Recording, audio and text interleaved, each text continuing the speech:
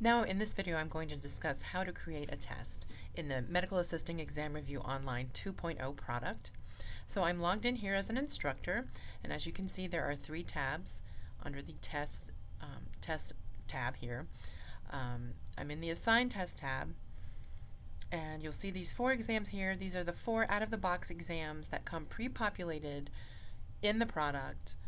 You'll note that you don't have the ability to assign them or unassign them.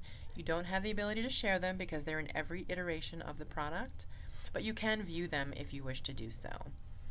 So when your students, if their students purchase the product ahead of time, before they've linked to you using a learning code, they can start taking any of these four exams at any time. Once you do link to them in a learning code, you will be able to see their feedback, which I'll show you.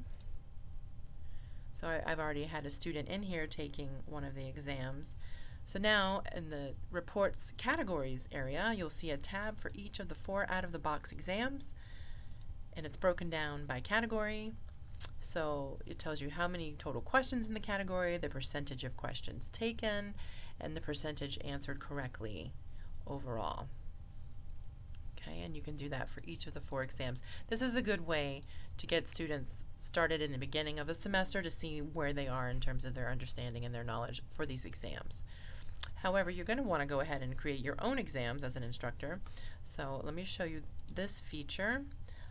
Because this screen can get a little busy, we do have the ability to organize your tests by test names, start date, due date, however you want to sort them. It's up to you because it can get a little much, as you can see with all of these tests that I have in here. So as an instructor, these are the tests that I have created down below.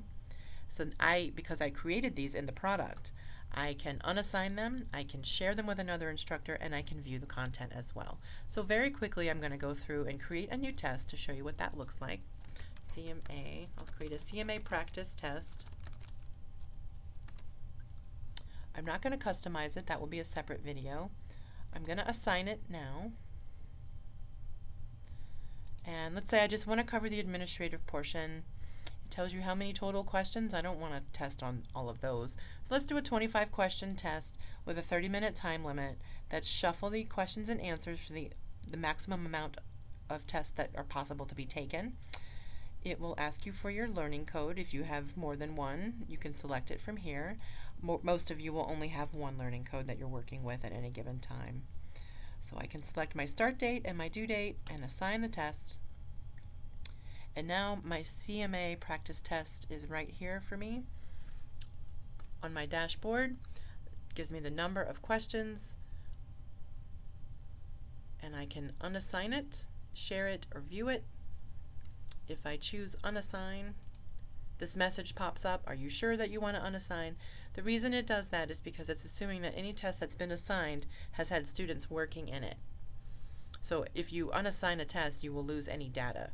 However, let's say it's after 10 o'clock, I know nobody is working in this test, so I'm going to go ahead and unassign it.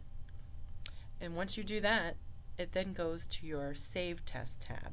So there's my CMA Practice Test 1. I'm going to delete this other one to avoid confusion. Okay, so now that it's in my Save Test tab, I've created it, I haven't assigned it, so I have the option to edit it now. So let me do that. Let's say I don't want to do 25 questions. Let's say I just want to do 10 questions this time. 20-minute time limit. Update. Now my CMA Practice Test 1 has only 10 questions, and I can assign it to my students in my course. Voila. There we go. And it is a time test. It doesn't tell you the amount of time. It just lets you know with the dot there that it is a time test. And that's it in a nutshell.